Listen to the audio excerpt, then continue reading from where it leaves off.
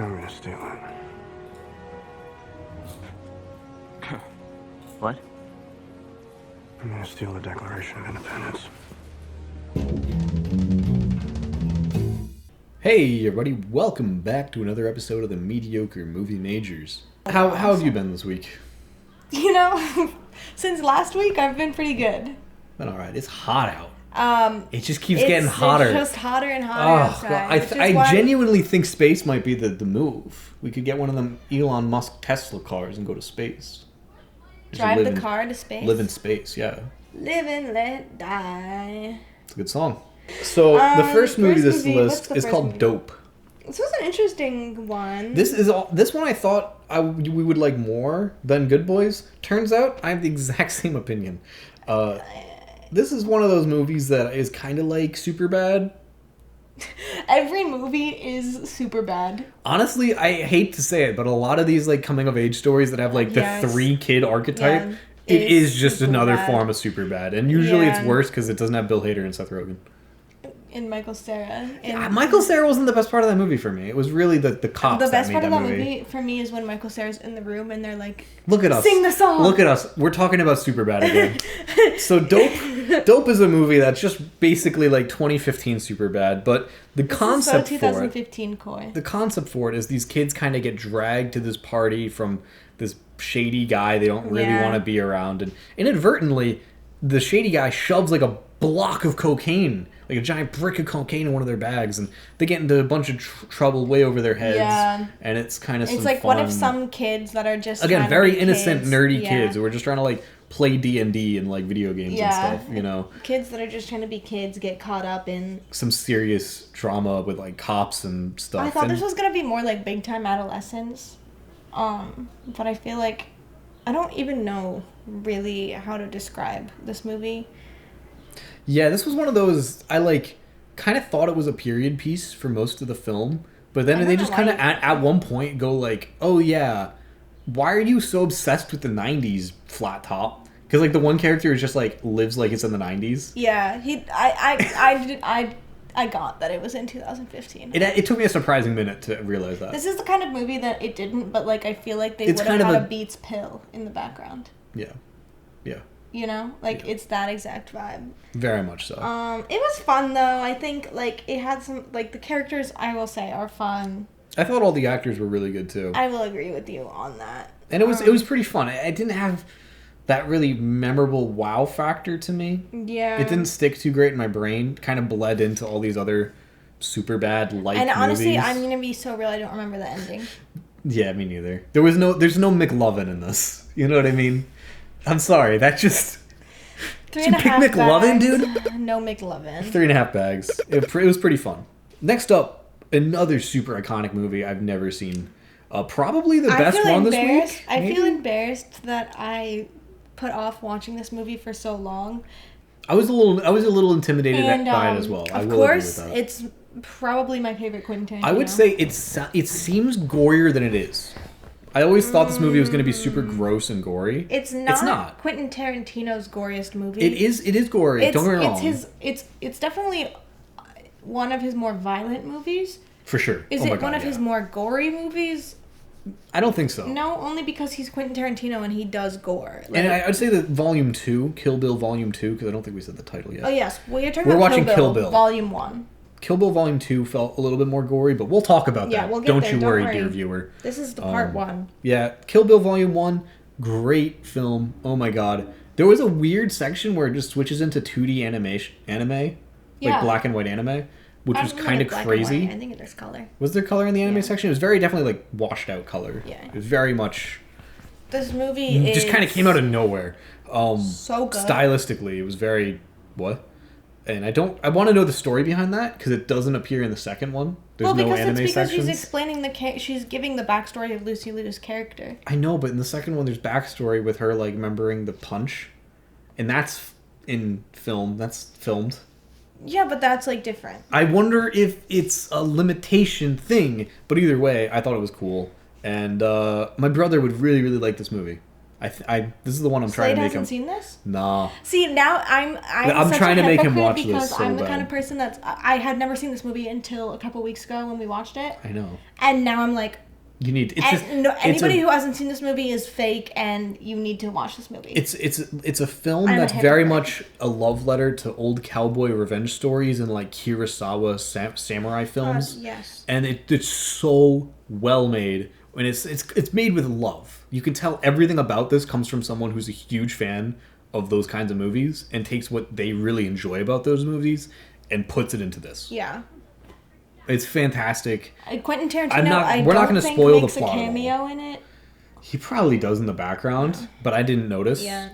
You know, he does not play like a character. But it's or a story. anything. I mean, it's a story of revenge. Absolute I don't classic even story. wanna- You know, we're not going to get into the plot because it's such a classic. You should probably go in blind. If you do have it spoiled for you, shut up. Don't spoil it for others. Yeah. 5 bags. I also gave it 5 bags. Like So I that's said, the winner this week then. That's probably was the winner. just delicious. Great movie. I will say the anime section again felt kind of weird stylistically. I didn't even mind it. I didn't bother me. More so, it was just I want to know the story. So yeah, if anyone happens to actually know why there is an anime section in Volume 1, just I feel would like love to know. Tarantino just wanted to do it. Like I don't. But know how to he's explain never it. done anything like that since or before. Yeah, I feel like he just wanted to try it out and he did it.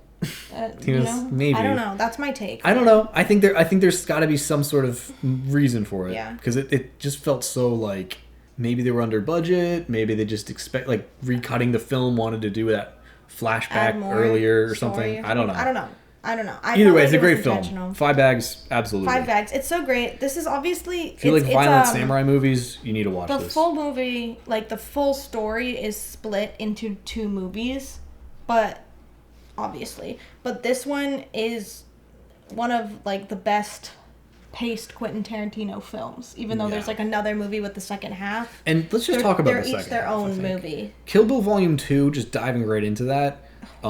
It's also fantastic so finish. good, obviously. It has a little bit of a meta sort of introduction to catch you up to speed. Yeah. If you like fell asleep during the first one. Yeah. Which, you know, I get it. This movie came out a year later, so they have to do that for the audience. Mm-hmm. But it was a really fun movie, and apparently Quentin Tarantino even has a cut where he has both movies into one film. Yeah. And he only shows that to his like guests. I would love to see that, Mr. Tarantino. I'd be very respectful if you invited us to that. Yeah, he owns the only like physical master of it. Yeah. Cut of both of them. Yeah. I don't know if like you could. I don't think it's online. Yeah, I would give him my phone. I would turn it off and hand it to him and let him put it in a different room if it meant I could watch that movie. It'd be interesting to see if it would be like how. I'm very curious if it has the anime. Yeah. But anyway, this second one, I kind of got spoiled thanks to an episode of Mythbusters I watched as a kid. Oh my god. I was like in high school and I was just into Mythbusters. That's like so Mythbusters. There was an episode of Mythbusters where they they do the Kill Bill episode. And they might have done a couple other things from Kill Bill, but the one that I always remembered was the casket scene. Yeah. Minor spoiler if you haven't seen it. So, actually, you know what? I'm not going to talk about it. Yeah, we'll just you know what? say the I'm not casket going to scene. Mythbusters you guys. How's that sound? If you haven't seen it yet, Character growth. You should watch it. Yeah. And then maybe after search for the Mythbusters episode because it's kind of interesting. Because it turns out to be true. Turns out to be technically possible. Although they tested it in the most insane way. Yeah. They were just like, hey, we're going to actually just do this to you. Yeah, if you've seen the movie. If you've seen the movie, check out Imagine Mythbusters. like them doing that to one of the Mythbusters guys. Yeah. If you haven't. With the casket scene. This movie is like fantastic. It very takes, satisfying. All of the like crazy things that happen in the first movie, and I feel like it builds upon it. And it has a great flashback sequence with her training. Oh my God, remember the master? That whole thing, the way that it was shot, like the huge ending. fan. Did you like the ending? I actually liked the ending. Me too. Where she, kills Bill. And whoa! I know, I spoiled it. Darth Vader's his dad. I did it. I spoiled it. But oh my god! But I mean, there's a little bit of like a. We're not even talking about the we're not talking about the plot because it's so good. And okay. I know this movie came out literally 20 years ago, But certain movies I we feel don't okay care. spoiling, but this is still one of those, like, it took both of us never saw this until this year. And I think it's recently. because it feels more It feels daunting than way it really scarier. is. It's so... I thought it would be a lot more gory. I thought it would be a lot more, like, visceral. Yeah. But it's really not. It's a very satisfying, like, And I think revenge it's one of those story. movies anyone can get in. Oh, absolutely. Whereas sometimes Quentin Tarantino films can feel a little bit Yeah, hard to step into. This one was just, especially the first one, you're immediately in it and you're like, okay. And it does have that Quentin Tarantino, it's each chapters. And that's the just how he chapters are does. great. That's how he does his movies. I love that's his the thing. chapters. Yeah. But that's like really his only Quentin Tarantino-ism throughout the whole film, really. There's not that many gratuitous foot shots or anything. There might have been one or two. There's a couple, but they're not that many gratuitous. feet. There's not it's no Once Upon a Time in Hollywood. God, yeah. But anyway, I give this one 5 bags as I give well. it 4.5 bags. I think just because I loved the first one so much, but they're both amazing. I need to preface this thought. This might be Quentin Tarantino's most feminist work. Period. Do you agree with that? Period. Yeah. Well, because I don't think he often... Well, if you just look at his films, Yeah. Pulp Fiction, Inglourious Bastards, Reservoir Dogs, Django, Hateful Eight, Jackie Brown, maybe, but I haven't seen it. Well, there you go. So, of the ones we've watched... It's probably his most feminist, Yeah. in my opinion. And if you disagree with that, we can have a conversation in the comments. I'll get on you about it. Yeah. Anyway, next up we have Cowboy Bebop, the TV show. Oh, well, I didn't know we were throwing TV in here. Since it's on Letterboxd, I'm gonna log it. Okay, you can So, speak. God, well, I mean, I love it. This is my favorite anime. This is a 1-season, 24-episode, 22 minutes an episode show, and it is fantastic. The music in it is great, performed by the band Seatbelts. Big fan of them. Or I guess it's not a band, it's like a group, because it alternates a lot. But, it's a great goddamn anime about space, travel, bounty hunters, jazz, cigarettes, revenge, love. And it's a classic, Edward! You loved Edward, my god, yeah. Edward I was not a fan of when I first watched the show, but... Every anime's gotta have an Edward. That's why I hated the Edward so much, because it was like, it felt forced, and it felt like they needed it, but at the same time, they worked with it. Yeah. What did you We're think? talking about the anime show, not the movie. remake show. Not the anime movie. We're talking about the full The show. We watched the English dub. It was a good show. I will say I'm not one to usually get into animes. This was probably the first anime show that I sat down and watched through, and It's a great show. I liked it. I think I was skeptical if I was going to get into it because it's so out of the norm of what show that I normally watch. Yeah. But the characters are all very interesting. Yeah, I liked it. I thought it was good. I didn't rate it on Letterboxd because personally I think Letterboxd, I know they put some TV shows on there. But it's a limited, it's a single sort of narrative. It's a It's a linear thing. Closed story, so I Yeah. understand that. Like, I do get that they have like limited series and stuff on there, and I think this probably falls more into that category. Yeah, I agree fully. Yeah. I think honestly, it's a really great story. All the characters have like tremendous growth, and I really like the main sort of. I mean, besides just from the vibe, there's just like overarching this concept of like human stories transcending time.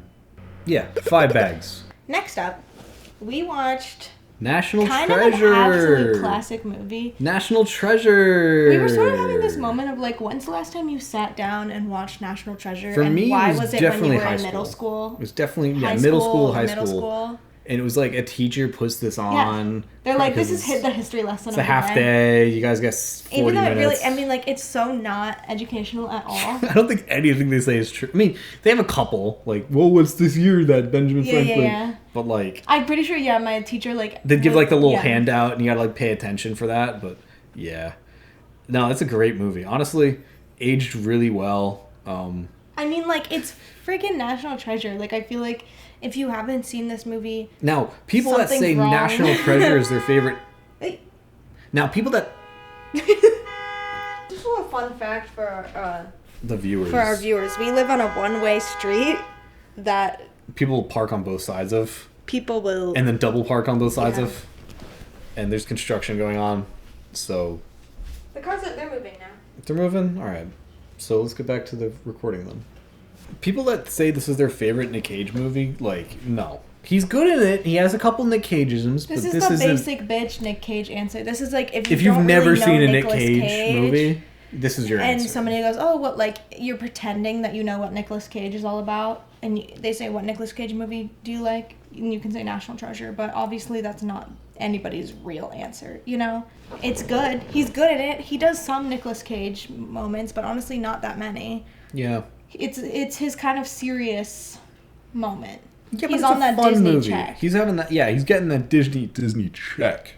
But it's fun. It's great, and I love the what's his name? The friend Jesse. Oh yeah, Jane. Justin Peyton. Bartha. Yeah, but what's the character's name? The character's name Riley. Riley. Big fan. We that love actor. you, Riley. Justin Bartha. It's like, why are you in more stuff, dude? Right? We were thinking that. Like, why aren't we casting him in more things? He could have been in a rom-com. He could be in stuff. He could be in Marvel. He could be in Marvel. He could be. Yeah, why not? He totally could be in Throw Marvel. him in one. I don't know. I don't have much to say about this movie. If you haven't seen it, something's wrong with you. Pop it on. It's a fun one. It's fun. If you haven't seen National Treasure, like, get out of the rock you're under. I'm sorry. That's what I'm saying. Like, Everyone's if you seen haven't this seen movie. this movie, go to your living room, put it on. Your dad will probably stand in the corner with his arms crossed, but then like I gave it eventually 4.5 come sit next to you. I gave it 4 bags, but like it's one. honestly so good. Next up is probably the stinker of the week by a mile. Do you think it's actually like Yeah, it's that pretty easy bad. to steal the Beat- Declaration of Independence? Oh, do I think it's that easy to steal the Declaration of Independence? Because that's honestly like when I Do was I think a it's that kid, easy? No. You're about to talk shit on Teen Beach Movie. The girlies are gonna come for you this episode. I hope you know. And last episode. You act like women watch our podcast. If you're a woman, comment I'm a woman and say what state and town you live in the comments. If you're a woman, I think women like to hear my opinions on things. I think that's why we work so well is because we have a man opinion and a man opinion and a girl opinion. Yeah, Jesus no, Christ. like the McDonald's toys. We have a We boy speak in a opinion. strictly binary way. Yeah. If you fall anywhere in between those two, like you like to watch some man movies and some girl movies, sorry. No, but I think that's what makes it work. Is That's what because makes us work? I Okay. truly wouldn't have watched half of the movies that you pick for me. Do you know what I'm saying? No, like, I agree. I don't think I would have watched. I would never like, have watched Teen Beach movie if had it not been. We for unfortunately this. do fall victim to the binary of our genders. Yeah. Now, Teen Beach movie. Let's speak about it. What's there to say about it? So this is a Disney Channel original movie. If you are around the same age as me and you were born in like the 2000s, this is you probably watched this maybe with your younger siblings. It's a little bit of a younger generation. If you were born 2004, 2005, 2003, this is probably your shit. It's a Disney Channel remake of a parody of West Side Story, but they're on the beach. And I don't know what else to say besides it's so good and so iconic. And it's fun. Like, I'm sorry if you hate fun. I mean, I did only give it 3 bags. It's no, like, High School Musical. I'm a Disney Channel original movie lover, and I have strong thoughts and opinions on which ones are iconic. This one is a little bit after my time, and so, like, I never fully got into it the way I would have if I was maybe I a little watched bit High School younger. Musical with you. Yes. And this is much worse than that. This is, yes, I mean, it's no High School Musical. This it's no High School is Musical. pretty They're not on bottom the same of the plane. barrel for me. It was like What about Minutemen? How would you compare this to Minutemen? Minutemen. I would say is higher. All right. This was pretty. They were like. They at least like made some sense for the singing and dancing because they like fall into a musical. Yeah. So there was like at least that. That's why I gave it the 2 bags. Musical. Because there was that like yeah. I mean, as stupid as it's surfing into a musical during a storm, at least there is some logic for the musical's whole musicalness, and that was cool. That I liked. But then from there, it just was very much like that episode of a sitcom where they get sucked into a video game or a movie or a book or whatever. Yeah. It's just another thing. You've seen it a million times before. It doesn't do anything original. It doesn't have anything of substance or anything. It's just a fun movie. It's a movie. I don't really get fun from it, but I'm glad you did. Thank you. I gave it 2 bags because Cause I'm falling for you. Anyways, I thought it was fun. If you've seen the second one, no, you haven't. It doesn't exist in my brain. This one is the only one that matters. I gave it 3 bags. I gave it 2 bags. It's not kind necessarily of a waste of time, but yeah. If you haven't seen it and you're over the age of 12, I'm 44 years old. Why would I see Crudes too? Yeah. You're probably the only 23-year-old man who's like ever watched this movie, Teen Beach. Speaking of which, let's go back to my childhood because I want to talk about me again. Pirates of the Caribbean 3. Like we've been speaking of, you can tell whose list movies come. Pirates of the Caribbean. Orlando at Bloom, World's I End. love you. You so actually much. cried in this movie. I You actually cried. don't speak to me because And then I'm tearing I was up. like, but wait, look, he's not even dead. But look, there's like a happy ending, and you're like, that's a happy ending. He gets to see his kid once every 10 years. Speak about how they play it off like it's. I mean, spoiler There's for this more- 2007 movie, but they play Everyone it off. saw Pirates of the Caribbean 3. Everyone that's going to see Pirates of the Caribbean 3 If you've saw seen it, Pirates of you've the seen Caribbean it, 3. yeah. They play it off like, oh my god, it's so beautiful. He gets to like spend one day every 10 years. This kid is gonna grow up with an absentee father. Just I like mean, he did. It's the cycle of life. Yeah, like It's how the is vicious this, cycle like, of generational trauma. It's just not right. It's Yeah, but not at least right. he's not dead. Might as well be dead. Honestly, Say that to his family that gets to see him once every couple years. a couple 10. Yeah, but it's better than never. If you live, better than never. If you're born and you live to be 100, you get to see your dad 10 days of your life. 10 days of your entire life. Think on that. But what a swashbuckling epic conclusion to a fun swashbuckling adventure trilogy. There was never any more made after this. You don't need to worry about it. There isn't like 4 more movies after this. This is the canonical end This is to the all ending of of the them. Pirates movies. Yep, and it was fine. It was 3.5 bags. I thought I gave it 4 bags. I'm not gonna lie. you loved the part where they're in China or whatever in Hong Kong, and they look up the thing because they're like looking up Keira Knightley's skirt, and then like the other guy like comes over, and at the same time a fat guy stands where she was standing, so now it's a fat guy they're looking up. Yeah, it's like that was a funny joke. That's the 2007 comedy we've been That was a speaking funny about. joke. Yeah. Yeah. I just think that there has never been a more beautiful couple in a movie besides Keira Knightley and Orlando Bloom. Like, let's speak on that. Like, there was something in the air, and I'm obsessed with both of them heavily, and for that reason. She was in Love Actually? Yeah, she's the girl that he stands outside with the notes. Mr. Bean was in Love Actually? You're joking. Dude, Mr. that was one of those Bean. movies. Okay, we're not getting into that. We're not getting into Love Actually. Earlier to my dad about how Keira Knightley was in Star Wars, and my dad was like, "What are you talking about?" So maybe you're not the only one that didn't realize. That movie just had too much going on. It was so bad. Star But Wars. so Pirates of the Caribbean, I gave it 3.5 bags. I give it 4 bags. I don't know if it's embarrassing to admit that I was moved by this, but No, it's at the okay. same I'm time, sure I it's the was. end I of was the a trilogy. kid. Yeah, I definitely This was the was, first too. time I've ever seen it. I'm experiencing it like for the first time. Don't worry, if you want to see more Johnny Depp, there's more. No Orlando Bloom though. Yeah, He doesn't even cameo. Listen, I'm gonna be so real with you. If there's no Orlando Bloom, I'm not watching. Yeah, I'm not putting it on.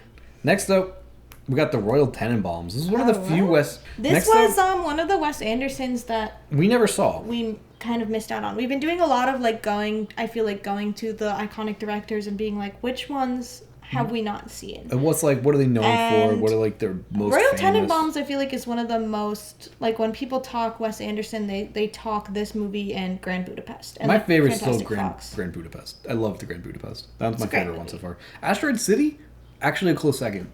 It's a good one. I like Asteroid City. I surprisingly liked French Dispatch. I did, but I really liked the Royal Tenenbaums, and I know I that liked you... a good chunk of this movie, which is why I'm so torn up. Because I would have given this like 4.5 bags Yeah. if there was a slight different altercation, or maybe I just need to rewatch it, knowing the script ends the way it does. Yeah. Because throughout the film, there's this whole incestuous plot with, like, the brother being in love with the adopted sister, and while they're not technically related by blood, they have been raised with each other. If you guys have seen The Fosters, it's giving. It's gross, and I don't really like Callie that. and Brandon moment. It's that was honestly, like, the fact the film ends with them together, and it kind of not really. I feel definitely like you're does. inferring it. What do you mean? It ends with them, like, on the rooftop. They're hanging out, like, they're all, like, good and dandy now that they've said, like, they're gonna just keep it a secret. Yeah. And it's like, oh, that doesn't seem good. And I guess if it's making a message about, like, this gross, weird family or whatever, but it kind of feels out of the blue for the rest of the movie. It's definitely, like, a weird because the rest plot. of the movie is, like, more about these kids trying to deal with, like, all their different shortbringings coming up without a father. Yeah, it's really about how being raised as these, like, excellent children, and that are, then like, rich growing too. up, and yes, like having like these perfect having your dad lives, be gone for, and like, then, 20 years. and then their dad leaving and them kind of losing sight maybe of who they are, and then all coming back together. And this one has, like, a really positive average rating. Yeah, because like, a lot of people love this movie. I feel like a lot of people, when you say Wes Anderson, they think Royal Tenenbaums. And I think there's a lot of great parts in it. I loved all the casting. Look at this cast, loved bro. all the, like, everyone's... Ben Stiller, I have to say, was great in this hysterical movie. in this, too. Was so good in this, in the Sue Sylvester fit, with his kids in the Sue Sylvester fit. Like, are you joking? And Bill Murray even was good as, like, a side character in this. Like, I thought everything about it was really good. It's not a Wes Anderson film without... And visually, too, it's his least Wes Anderson.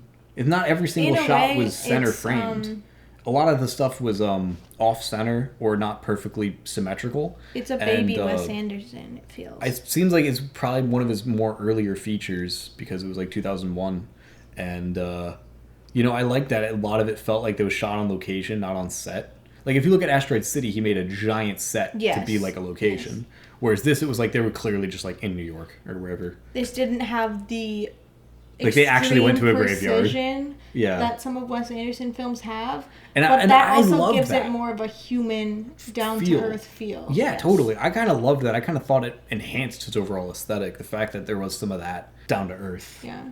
There was some great moments in this film. I really liked it. I mean, I feel like we talked about this. This would be a perfect intro to Wes Anderson for somebody who is maybe, like, feels intimidated by some of his newer films. His films that aren't a little bit more in your face Wes Anderson. Yeah, it's like... If you don't want to watch French Dispatch right away, you might want to start by watching this one. Yeah. Again, loved the visual, loved the vibes, loved the story for most part, but... Love the music, love the music acting. even, yeah, it was great, but that incestuous plot is really, not necessarily the A plot, but that is a pretty big part of the film. And it felt weird, and I don't know what to make of that. Maybe I need to watch it again, knowing that that's a big part of the film. It's hard to say because, like, obviously, it's a little bit kind of like it's not necessarily saying it's not saying anything negative about it, nor is it like, oh, you should do positive. this. Yes, it's just part just of the movie. Yes. Yeah, and it's like, oh, so it's a little weird, but. I wanted to like it. I gave it 2.5 bags. I gave it 4 bags. I thought Wes Anderson was Wes Anderson. Incest be damned. Loved the vibes. Like, I'm not even gonna lie to you. I just thought that, the attempted suicide scene because your sister doesn't love you back is, like, weird. I'm sorry. Yeah. It was a big part of the film for it to be like. Not to have a message on. I don't know. Maybe I need to watch it again. But don't come after me, theater girlies. Next, we got a man's movie, Crank. You ever seen Crank before? Holy... Love Crank. Mother of God. You know these guys directed the second Ghost Rider movie? I've never in my life seen a movie like this before. It's so good. Is that a good thing or a bad thing? Yeah. That's to be determined. That's a good thing, because this movie is stylistically fresh, it feels original, and my God, it doesn't waste any time. You turn on the movie, it starts. We're right into it. Hey, guess what? I put a bunch of drugs in your neck that are gonna kill you. You're already dead. The Fuck only you. way to keep going is to just Adrenaline keep going. slows it down. Yeah, so, I mean, it's literally a movie about a guy that's like, what can Just I like, do to have I'm the gonna most kill these adrenaline in my fuckers before body? I can die, yeah. And he just needs to keep a constant fuel of adrenaline in order to make it. It's so good. Stylistically, this I mean, it's is- like a low shutter rate or a high shutter rate at moments. They messed with a lot of like early digital They edited cinema. this on Video Star. Yeah. They were just throwing effects. It's so good. And it has a great sense of humor. Like, at one scene, he's in a taxi, and the taxi's driving, like, you know, the regular speed limit. And so in order to keep his adrenaline up, he's just kind of, like, head pounding to the music and, like, fucking thrusting out in the back Yeah. seat. It's great. It's so fun. I can see why these people made Ghost Rider, too. It is, like, a high speed movie. It's good. I'm a big fan of Jason Statham. And this is definitely, like, one of the more fun characters Jason Statham's ever played. Yeah. Usually he plays, like, a very quiet, serious This John is not Wick kind of. serious. No, this is awesome. And also Frank, or Dennis from Sunny makes an appearance. Insane. Little cameo. Insane. Last place I expected to see him. I think the best review of this movie on Letterboxd that summarizes it is this is just a better remake of Speed where Stason is the boss.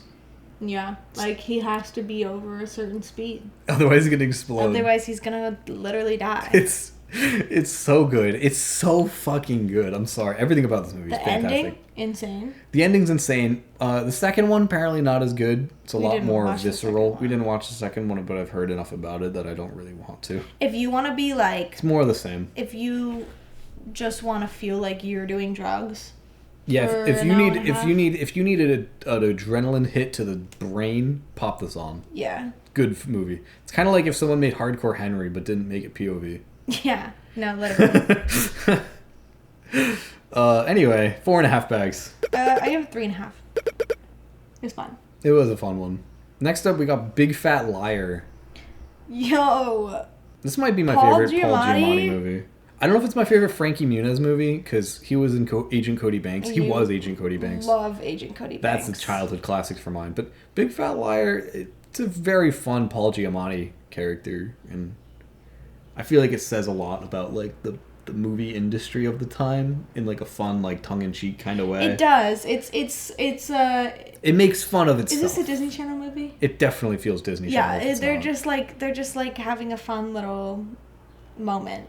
I mean, if you never saw this movie as a kid, maybe it would be fun to like check it out and to see what Yeah, to see it without the what's bias. up. Yeah. Because a lot of it is dated in that early 2000s, Yes. like flip phone, early internet culture.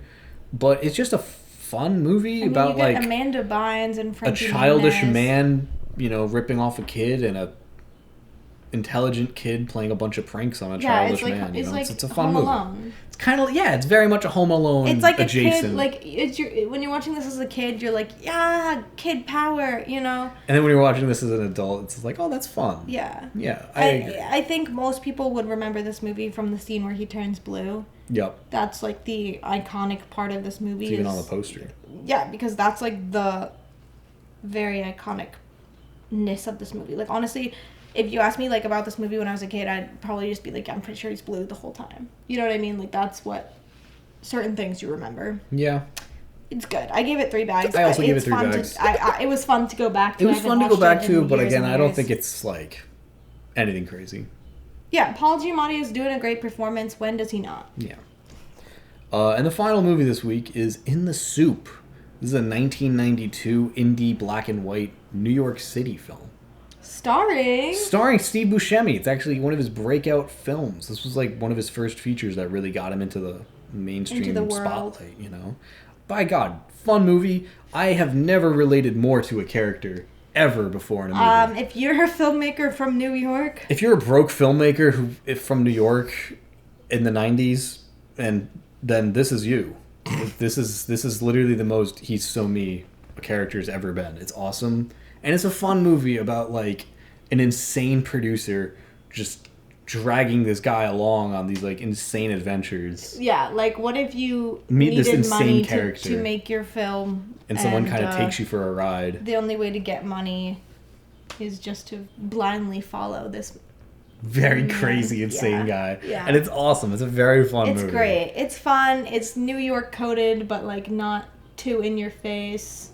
It's like a subtle New York. And I thought the black and white was really good. Apparently they shot it in color and then just it was always Printed intended it in black and to be white? black and white. Which Yeah, is so interesting, actually. it's interesting. Yeah, because like It's something I was reading it on the trivia. It's something about like the contrast, which is interesting that like the shooting it in color. no, I've done that before. That's how I shot my black and white documentary. That's what you did, and then you make it black and white. Yeah, but there's other ways to do black and white, so it was interesting to see that because it was like, I was like, oh my god, he's so me. Even Steve Buscemi. it was such a great movie. It's really one of those. It's a great I can't recommend it portrait enough artist. to all of my Pratt film major friends. If you graduated if you know us from if you're Pratt, a mediocre you should. movie major. Yeah, if you're a yourself mediocre out movie there, major yourself, check this one out. You It's gotta I feel check like this not out. not a lot of people are talking about this. It only has like 11,000 people viewed this on Letterboxd, which is not a lot. yeah, it's this was like one of his It's largest. definitely underground. And this is his stuff, though. his most popular film. Yeah, like people are So people are it's- watching this, but like more people.